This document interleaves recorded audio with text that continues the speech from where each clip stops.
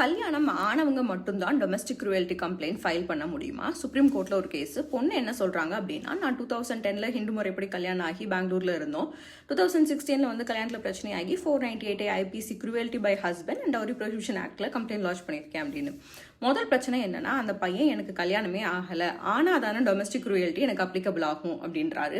High court அதுக்கு என்ன சொல்லியிருக்காங்க அப்படின்னா, செக்ஷன் 498A ஆஃப் ஐபிசியில் மேரேஜ் மட்டும் இல்லை, ரிலேஷன்ஷிப்ஸ் இந்த நேச்சர் ஆஃப் மேரேஜ், கல்யாணம் இல்லைங்கிறதுனால க்ரூவல்ட்டி இல்லைன்னு ஆகிறாது அப்படின்னு ஆர்டர் பண்ணியிருக்காங்க.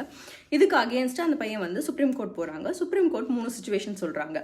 ஏ ஒரு பொண்ணு, பி ஒரு பையன் கன்சிடர் பண்ணிக்கோங்க. ஏ அண்ட் பி லவ் பண்ணுறாங்க, வீட்டில் சொல்கிறாங்க, கல்யாணம் பண்ணுறாங்க. பி அந்த பையனோட ஃபேமிலிக்கு வந்து ஏ அந்த பொண்ணை பிடிக்கல, அந்த பொண்ணை கொடுமைப்படுத்துகிறாங்க, வேறு வழி இல்லாமல் அந்த பொண்ணு கம்ப்ளைண்ட் பண்ணுறாங்க, எஃப்ஐஆர் ரெஜிஸ்டர் பண்ணுறாங்க. பியோட ஃபேமிலி மெம்பர்ஸ் மேலே 498A இல்லை, அவங்க விசாரித்து கன்விக்ட் பண்ணலாம். இதுதான் அந்த பொண்ணோட லீகல் ரெமெடி. இப்போ சுச்சுவேஷனை மாற்றுவோம். ஏ அண்ட் பி ஒரே வீட்டில் இருக்காங்க. அந்த பையனோட ஃபேமிலி வந்து மிஸ்ட்ரீட் பண்ணுறாங்க அந்த பொண்ணை. ஆனால் ஒரு வித்தியாசம் என்னென்னா, கல்யாணத்துக்கு முன்னாடி சேர்ந்து வாழ்கிறாங்க. அப்போ அந்த பொண்ணுக்கு என்ன ரெமெடி? இன்னொரு சுச்சுவேஷன் என்னென்னா, பி அந்த பையனே ஃபிசிக்கல் அண்ட் மென்டல் க்ரூவல்ட்டியில் ஈடுபட்டால் என்ன ரெமெடி?